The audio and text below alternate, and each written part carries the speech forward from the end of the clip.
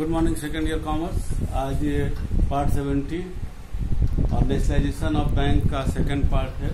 इसके पहले हम लोगों ने पढ़ा था सोशल कंट्रोल। अब सोशल कंट्रोल में हम लोगों ने देखा कि मोस्ट ऑफ द बैंक्स जो रहते हैं, जो गवर्नमेंट की योजनाएं रहती है फाइनेंशियल एस्पेक्ट का, वो फाइनेंशियल एस्पेक्ट्स जो है बैंकों के ही थ्रू पूरा हो पाता है। तो सोशल कंट्रोल मैंने पढ़ा उसमें कि कैसे बैंक जो है गवर्नमेंट ने जो है बैंकों के सहयोग लेने की कोशिश की। जब सहयोग नहीं मिला तो मिसेज इंदिरा गांधी ने 1969 में 14 बैंकों को नेशनलाइज किया। नेशनलाइजेशन ऑफ बैंक में हम लोगों ने देखा कि नेशनलाइजेशन ऑफ बैंक का मतलब होता है कि when the ownership is transfer from the private enterprises, private entrepreneur to the government sector को ट्रांसफर हो जाता है in the hands of the government, ownership and management. ये हम लोगों ने देखा। उसमें हम लोगों ने एक आर्गुमेंट के in favour of the national, क्योंकि तमाम आलोचना कुछ लोग फेवर में थे, कुछ लोग always there is a coin there is a head and tail. Head is the advantage and tail is the disadvantage. There are so many people who were in the favour of the nationalisation of bank. लेकिन ये भी हम लोग को याद रखना चाहिए, एक सिक्के के दो पहलू होते हैं। अगर वो अच्छी चीजें थी तो कुछ न कुछ निगेटिविटी भी थी। जो लोग इनके फेवर में नहीं थे कि नेशनलाइजेशन होना चाहिए, उन्होंने जो तर्क दिया उसको भी हम लोगों को कंसीडर करना चाहिए। तो पहले में तो आर्गुमेंट इन फेवर ऑफ हम लोग थे। अब हम लोग पढ़ेंगे इस चैप्टर में यहाँ पर argument in against the nationalisation और नेक्स्ट आफ्टर उसके परिणाम क्या हुए। पहला पॉइंट है for in the efficiency of the nationalise. वही जो एडवांटेज थे वही डिसएडवांटेज थे। अगर गवर्नमेंट सेक्टर में गया तो गवर्नमेंट सेक्टर में जो सबसे बड़ी दिक्कतें आती है कि लोग सरकारी अधिकारी बन जाते हैं rather to help the people. They have become the bureaucrats and behaving like the officers. और उनका जो है जो कस्टमर केयर के लिए जो सोशल एस्पेक्ट था वो कहीं न कहीं खत्म हो जाता है। आज ऐसा लगता है, जो लोग आलोचना किए कि लगता है कि जो है ऑपरेशनल जो है स्ट्रक्चरल तो चेंजेस हुआ लेकिन ऑपरेशनल में गिरावट आया। लोग आज पैसा बैंक लेने जाते हैं तो लोगों का ये होता है कि साहब हम पैसा नहीं लेने जा रहे हैं, बैंक अधिकारी ऐसा बिहेव कर रहे हैं कि जैसे हम अपना हमसे कर्जा लेने लाए हैं, और कर्जा ऐसा कि उस बैंक के अधिकारी से कर्जा लेने गए हैं, बैंक से नहीं लेने गए हैं। यानी इस तरह से बिहेव करते हैं। ये सबसे बड़ा है कि जो इफिशियंसी में ये गिरावट आई है, क्योंकि अब जान गए हैं परमानेंट कर्मचारी हो गए, मुझे कोई नौकरी से निकाल नहीं सकता। अब उसका परिणाम हुआ कि वो जो है उनका वो रोल उन्होंने अपना चेंज कर लिया। सेकेंड पॉइंट है इन एक्सपीरियंस स्टाफ। अब जो नेशनलाइजेशन के बाद जो एक शिकायत थी कि प्राइवेट सेक्टर ऐसा करता था, वो यहां पर भी आई कि लोग जो यहाँ पर जो है एक तमाम चीजों के चलने लगे, जो स्टाफ आने लगे। जो स्टाफ देखो, बोर्ड ऑफ डायरेक्टर में तो लोग एक्सपर्ट आए, लेकिन जो स्टाफ आए वो किसी भी तरीके से आज भी होता है बैंक में अपॉइंटमेंट, इस बात पर नहीं होता है कि आपको कॉमर्स, इकोनॉमिक्स, मैनेजमेंट की क्या जानकारी है। वो एक सर्टेन एग्जामिनेशन होता है, उसको क्वालिफाई करिए आप हो जाते हैं, चाहे उनको बैंकिंग के काम के बारे में मालूम हो या नहीं मालूम हो। तीसरा जो प्रॉब्लम है था violation of the financial secrecy, because the ownership has changed and transferred from the private sector to the public sector when all the things are in the hands of the government. So being the government agency, these nationalized bank will have to publish all its document or all its data for the public. Even being the nationalized bank, इसको parliament के सामने भी इसको सारी चीजों को रखना होता है, तो कोई सिक्रेसी की बात रही नहीं गई, हर चीज ओपन हो जाता है। Payment of the compensation. अब जब प्राइवेट बैंक से जब नेशनलाइज बैंक हो रहा था तो गवर्नमेंट को एक अच्छा खासा पैसा जो शेयर होल्डर को, जो इसके शेयर होल्डर थे जिनसे वो शेयर खरीद रहा था, क्योंकि ज्वाइंट स्टॉक कंपनी में अगर रजिस्टर्ड है तो ऐसे नहीं ट्रांसफर हो सकता है। आपको शेयर होल्डर को उसको कंपनसेशन देना पड़ेगा, तभी आप उसके शेयर को ले पाओगे और तभी आप ओनर हो पाओगे। एक अच्छा खासा पैसा खर्चा करना पड़े। और उस समय जब देश की स्थिति ऐसी नहीं थी तो लोगों ने शिकायत किया कि क्या जरूरत था कि नेशनलाइज करने का, जब आपके पास पैसा कम था और आप बैंक को नेशनलाइज करके शेयर होल्डर को कंपनसेशन के रूप में एक अच्छा खासा हैंडसम अमाउंट दे रहे हो। बैंकिंग इज नॉट डेवलप, ठीक है ना। जो एक आर्गुमेंट रखा गया था कि बैंक को हम unbanked area, less bank area में हमको पहुंचाना है, लेकिन क्या ये हुआ? तो अब जब आप ये चीज है प्रॉफिट पॉइंट ऑफ व्यू से भी लोगों ने बात किया कि सिर्फ सोशल जस्टिस या सोशल एस्पेक्ट पर काम नहीं चलेगा। जब आप अनबैक्ड एरिया में जाओगे तो घाटा होगा, यानी कि प्रॉफिट मेकिंग कैपेसिटी जो बैंक की है वो घटेगा। अल्टीमेटली वो हमारे बजट पर, हमारे नेशनल रिसोर्सेज पर वो कॉस्ट करेगा। छठा, scarcity of the foreign investment, ठीक है ना। तो बोला development of the foreign will be affected by nationalisation which will over the foreign investment. जब आप फॉरेन इन्वेस्टमेंट को आने ही नहीं दोगे, आपकी हमको अपना काम करना है, तो जब वो नहीं आएगा तो वो कैसे उस देश का कोई एंटरप्रेन्योर आपके यहां आके इन्वेस्ट करेगा। देखिए, कुछ ना कुछ हमको ये सेक्रीफाइस करना पड़ेगा, और नेशनलाइजेशन में ही हुआ। आज जो प्राइवेटाइजेशन बैंकों को हो रहा है या एक हो रहा है, उसके पीछे कारण भी है कि जब हमको ग्लोबल मार्केट में इंटर कर रहे हैं तो हम 100% प्राइवेट पब्लिक सेक्टर में रह करके हम कभी भी फॉरेन इन्वेस्टर को इनवाइट नहीं कर पाएंगे, क्योंकि वो इंटरेस्ट नहीं लेगा। तो आपको तो वेंचर खोलना पड़ेगा, और आप नेशनलाइज कर रहे हो। एक शिकायत ये था। छठा, सातवां, the fall in the efficiency of the services. वही था कि बैंकों में जो है अब वो जो फैसिलिटी मिलती थी, अब वो तो गवर्नमेंट सेक्टर को गए, तो कस्टमर के प्रति उनका जो रुख था वो बदल गया। लैक ऑफ वेलोसिटी, क्योंकि रिजिडिटी, रेटिविज्म, किसी भी प्रकार का वो कस्टमर ओरिएंटेड बिहेवियर ना होकर के, वो रिजिडिटी के कारण उनमें कोई इलेक्ट्रिसिटी नहीं थी, और उनको जो है हर चीज के लिए हर हेडक्वार्टर से परमिशन लेना पड़ता था, और जिसके वजह से वो बैंक ऑफिस बन के रह गया, न bank. Full control of the reserve bank. At present all the bank of our country are under the control of the reserve, हम लोग जानते ही है, ठीक है ना। अब ऐसे वैसे भी चाहे प्राइवेट सेक्टर में हो चाहे पब्लिक सेक्टर में हो, रिजर्व बैंक के अंडर में हम लोग को मालूम है ये कंट्रोल में होते हैं। Some expert are of the opinion that the nationalisation में हैम्पर। उन्होंने कहा कि जब प्राइवेट सेक्टर में भी थे तो बैंक भी आरबीआई के अंडर में थे, और जब पब्लिक सेक्टर में हुए तो भी आरबीआई के अंडर, तो क्या जरूरत था उसको गवर्नमेंट सेक्टर में ट्रांसफर करने का, क्योंकि इस रिजर्व बैंक तो दोनों स्थिति में उसको नियंत्रण कर रहा था। ये आर्गुमेंट था उसका, क्या कहते हैं, जो लोग इसके अगेंस्ट थे। अब आते हैं हम लोग दूसरे टॉपिक पर, that is the consequences of the national. क्या प्रभाव पड़ा।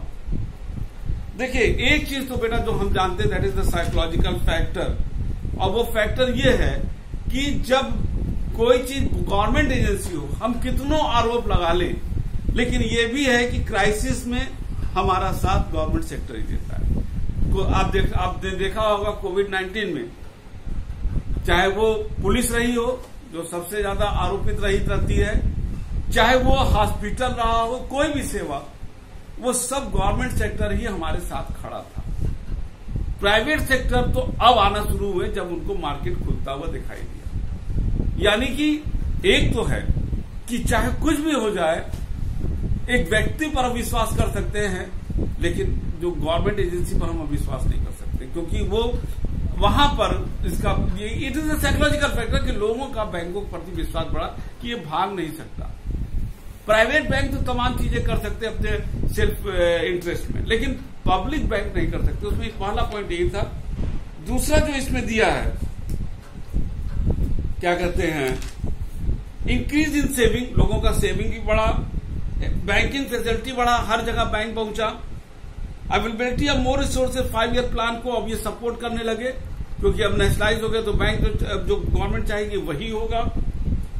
Reduction in the regional equality, जो एक रीजनल इम्बैलेंसेस का प्रॉब्लम था जब प्राइवेट सेक्टर में ये बैंक थे। अब क्या हुआ कि बैंक वहां पर भी खुलने लगे जहां पर बैंक नहीं था, unbanked area, less bank area में भी खुलने लगे। ये नहीं कि वो किसी उसी एरिया में जाए जहां पर उनको प्रॉफिट मिल रहा है, ठीक है ना। छठा है reduction in the evils of monopoly और कंसंट्रेशन ऑफ वेल्थ। अब बिजनेसमैन जब करता है तो वो जो है एक तरह से होता है कि बिजनेसमैन करेगा, लोगों से डिपॉजिट लेगा, और वो बैंक में जब जमा होगा तो अपने बिजनेस को वो कर देगा, अमीर अमीर होता चला जाएगा, गरीब गरीब। आज ये प्रॉब्लम नहीं है। इस बैंक के नेशनलाइजेशन के थ्रू ये हुआ कि अब बैंक उन लोगों को भी दे रहा है जो नीडी हैं। Check on the anti social anti national activity, private sector में होता है तो प्रॉफिट कमाने के लिए वो ऐसे वेंचर में भी वो पैसा लगा देते हैं जो बहुत रिस्की होता है, और वो ऐसे लोग भी बिजनेस के लिए लोन लेना चाहते हैं जो पैसा लगाएंगे एंटी सोशल के लिए और दिखाते हैं, माने एक तरह से कहा जाए वो चेहरा लगा लेते हैं और होता है काम, पैसा कहीं और डाइवर्ट हो जाता है। कम से कम नेशनलाइज बैंक में इस चीजों की गतिविधियां पर रोक लगती है। कर्व ऑन द स्पेकुलेशन और होल्डिंग, गवर्नमेंट इसके अगेंस्ट है।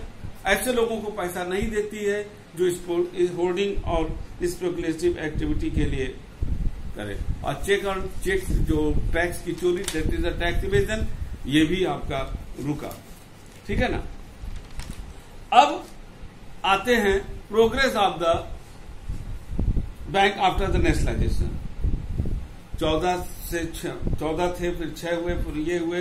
तो बैंकों का ब्रांच जो है, क्योंकि आज आरबीआई प्लान भी बनाता है कि आपको जो 2 और 1 का रेशियो, कि अगर आप शहर में 2 खोल रहे हैं तो गांव में 1 खोलना है।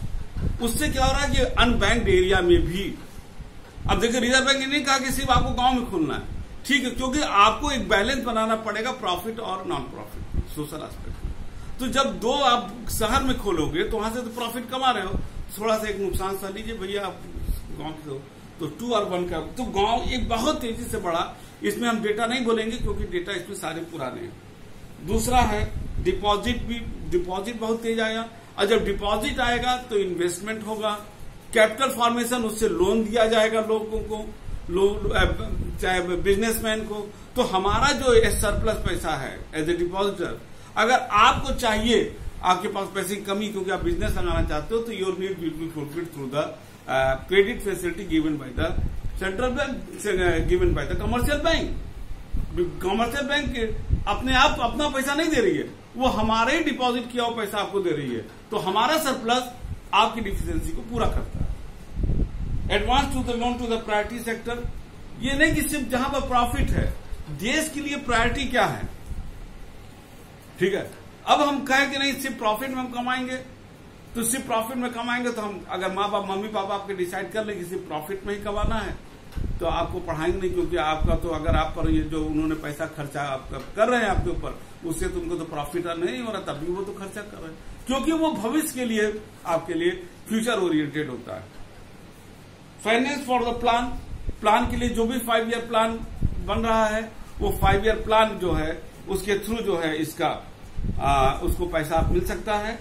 इसमें जो है extended role envisaged in the draft plan में क्या क्या है, mobilisation of deposit for tapping the saving in of rural urban, ग्रामीण और शहरी क्षेत्र के लोगों का जो है जो सेविंग है वो ये उसको हम मोबिलाइज कराएं ताकि वो ज्यादा से ज्यादा लोगों के पास पहुंच सके। Provision for the larger resources for financing of the public sector plan, ठीक है ना, ज्यादा से ज्यादा रिसोर्सेज हमारा जो है पब्लिक सेक्टर प्लान के लिए मिले। Increasing the share of priority sector weaker section of the community, ज्यादा से ज्यादा प्रायोरिटी सेक्टर को पैसा दें, जो गरीब लोग हैं वीकर सेक्शन है उनको हम पैसा दें। Deployment of bank credit budget plan to provide the larger credit to the private sector and for the essential purpose also to maintain the price stability. Price stability का मतलब होता है कि अगर मान लीजिए महंगाई बढ़ रहा है तो क्रेडिट कंट्रोल और क्रेडिट क्रिएशन के तहत जो मनी सप्लाई को कम बेसी करके वो प्राइस को स्टेबल भी करते हैं। ये हम लोगों ने सेंट्रल बैंक और रिजर्व बैंक और फर्स्ट ईयर में इन्फ्लेशन पढ़ करके हम लोग को बहुत अच्छी तरीके से क्लियर है। लीड बैंक भी मैंने बताया कि यही जब से आया नेशनलाइज बैंक, तो नेशनलाइज लीड बैंक का भी रोल हुआ है कि just to coordinate between the क्या कहते हैं commercial bank and the government officials. आज बैंक हर क्षेत्र में प्रवेश कर रहा है, एक नए नए क्षेत्रों में जा रहा है, बैंकों का स्फीयर बढ़ रहा है, ये चीज बहुत बड़ा फायदा हुआ। ये सारी चीजें यहां पर निकल के आई। उसके बाद लेकिन ये तो है ही है कि जब अच्छी चीजें हैं तो आलोचना भी होगा। आलोचना में ये हुआ कि जो हम अपने मंच बताए कि अगर आलोचना जो नेशनलाइजेशन का और ये सारी चीजों को हुआ कि जब से नेशनलाइज बैंक हुआ, ये तो सही है कि आज अगर देखा जाए तो सब जो भागने वालों की संख्या पैसा लेकर के नेशनलाइज बैंकों में ज्यादा है, ठीक है। नेशनलाइज बैंक बहुत एनपीएम पे काफी बढ़ा। लोग कहते हैं कि साहब रिजर्व बैंक रहते हुए इतने बड़े बड़े घोटाले हो गए, पैसा लोग लेके यहां से चले गए। कहीं न कहीं यहां पर पॉलिटिकल इंटरफेरेंस की भी संभावना बन रही है जब नेशनलाइज है, और नेशनलाइज होने के कारण गवर्नमेंट को तमाम लोगों को पॉलिटिकल और सोशल सेटिस्फैक्शन के लिए तमाम ऐसे पॉलिसी डेवलप करने पड़ते हैं जो कमर्शियल और जो बैंकिंग प्रिंसिपल का पूरा उल्लंघन करता है। आज बैंक, नेशनलाइज बैंक जो है, जो था, आज देख रहे होगे कि धीरे धीरे गवर्नमेंट एक क्या कहते हैं उसको एक थोड़ा सा लिबरलाइज कर रही है, और लेकिन ये दिक्कत तो आ रहा है। और ये दिक्कत में जो आलोचना है कि जो क्रेडिट पॉलिसी है एग्रीकल्चर को या प्राइवेट सेक्टर को, तो यहां पर कहीं ना कहीं करप्शन, नेपोटिज्म ये बहुत तेजी से बढ़ा है, ठीक है ना। और ये बैंकों का जो परफॉर्मेंस, तमाम रिपोर्ट भी आया, बैंकों का परफॉर्मेंस, बैंक अधिकारियों का एटीट्यूड, ये सारी चीजें जो है कहीं न कहीं ये बैंकों को जो है आपको परेशानी में डाल रहा है, ये अच्छा नहीं जा रहा है, ठीक है ना। इसमें तमाम रिपोर्ट हैं, इसको आप पढ़ लीजिएगा, और इसको हम इस पर रिपोर्ट पर नहीं जाएंगे। लेकिन हाँ, जो एक्सपर्ट थे उन लोगों ने सजेशन भी दिया है, सजेशन फॉर सक्सेस क्या क्या है, change in the attitude of the bank employ. सबसे पहला आप चले जाइए, हर व्यक्ति का अनुभव है कि बैंक में चले जाइए तो there at the attitude of the bank official and bank employ are very much like the bureaucrat, they are behaving not like the manager, that like the क्या कहते हैं service provider organisation, but they are behaving like the government officer, like the IAS officers, they like the police and दरोगा। Second facility connected with the credit extension. The government should provide the facility of the transportation, water, electricity, telephone, also along with the extension of the credit by bank. जब तक ये कर रहा है second point में, infrastructure जब तक नहीं रहेगा तब तक कैसे आप जो है क्रेडिट फैसिलिटी को देने का क्या फायदा होगा। तीसरा, यानी कि आपको ये फैसिलिटी भी दीजिए ताकि लोग बिजनेस करने आए। Coordination with profitability and social objective, ये नहीं कि सोशल एस्पेक्ट सिर्फ देखो तब तो नहीं हो पाएगा, तब तो देश बर्बाद है, और प्रॉफिट देखोगे तब भी देश प्रोग्रेस नहीं करेगा लॉन्ग टर्म में, क्योंकि कई प्रायोरिटी सेक्टर्स हो जाएगा। There should be balance between the priority sector and क्या कहते हैं प्रॉफिटेबिलिटी एंड सोशल ऑब्जेक्टिव। जो स्टाफ का स्ट्रक्चर है उसमें जो है स्पेशलाइज लोगों को लाइए जिन लोगों को इन सब्जेक्ट की जानकारी हो। आज होता यही है कि ऐसे लोग जिनको डेबिट क्रेडिट नहीं आता है, कुछ नहीं आता, वो बैंक के अधिकारी बन जाते हैं, और वो अब कहीं ना कहीं वो प्रॉब्लम क्रिएट करता है। ट्रेनिंग सिस्टम, ताकि अगर किसी में इनएफिशिएंट है ट्रेनिंग दीजिए, और ट्रेनिंग देने के साथ साथ ये होगा, ट्रेनिंग हम लोग जानते हैं कि ह्यूमन रिसोर्सेज का सबसे बड़ा भाग होता है ट्रेनिंग, की ट्रेनिंग दीजिए और उनको आज के सिस्टम से अपडेट कराते रहिए ताकि वो अच्छी तरीके से काम करें, उनकी इफिशियंसी बढ़े, और जब इफिशियंसी बढ़ेगा तो निश्चित रूप से वो डेवलपमेंटल एक्टिविटी के लिए फायदा होगा। Making the management system flexible, हर चीज के लिए रूल बनाइए, लेकिन पॉलिसीज भी डेवलप कीजिए कि कुछ पावर तो मैनेजर को ऐसा होना चाहिए कि यदि उसको ये लगता है कि ये जेन्युइन पीपुल है तो वो कहीं ना कहीं वो कस्टमर ओरिएंटेड होना चाहिए, न कि हम लोग ज्यादातर रूल ओरिएंटेड हो गए। We are following the rule because considering the human aspect, and the nationalized bank should, the bank should consider, bank should be flexible while deciding the things. If the genuine case is there, और उसमें कुछ rule को क्या कहते हैं शिथिल भी किया जाए, उसको थोड़ा सा ठंडा, उसको किनारे भी किया जाए, तो करना चाहिए ताकि जेन्युइन व्यक्ति को बैंक का सुविधा ले सके, ठीक है। सातवां है एक्सपेंशन ऑफ मार्केट, मार्केट को बढ़ाइए, system efficient effective so that market, ठीक है ना। They bank should search more means, और बैंक कहां कहां काम कर सकता है इस पर भी होना चाहिए। इस पर तो खैर काफी कुछ हुआ, जब रघुराम राजन गवर्नर बने उन्होंने इस चीज में काफी कुछ किया। आज बैंकों का रूल काफी ड्रास्टिक चेंज हुआ है जब से रघुराम राजन बने थे। Suggestion by the reserve bank, और रिजर्व बैंक को थोड़ा और स्ट्रिक्ट कंट्रोल रखना पड़ेगा। जिस तरीके से घटनाएं हुई हैं कि लोग पैसा लेके भागे हैं, वो चीजों पर नियंत्रण करना पड़ेगा, क्योंकि ये रिजर्व बैंक जो एक हमारी ऐसी बॉडी है जो पूरे इकोनॉमिक सिस्टम कंट्रोल करता है, उसके इफिशियंसी पर प्रश्न चिन्ह लगाता है कि इतनी बड़ी संस्था होते हुए, हमारा सेंट्रल बैंक इतना होते, इतने अधिकार होते हुए, कह के 1000 करोड़ का अच्छा खासा एनपीए बढ़ता चला जा रहा है। देखिए इस समय एनपीए बढ़ा क्योंकि कोविड था, तो समझ में आता है, लेकिन लोग पैसा लेके भाग रहे, नहीं दे पा रहे।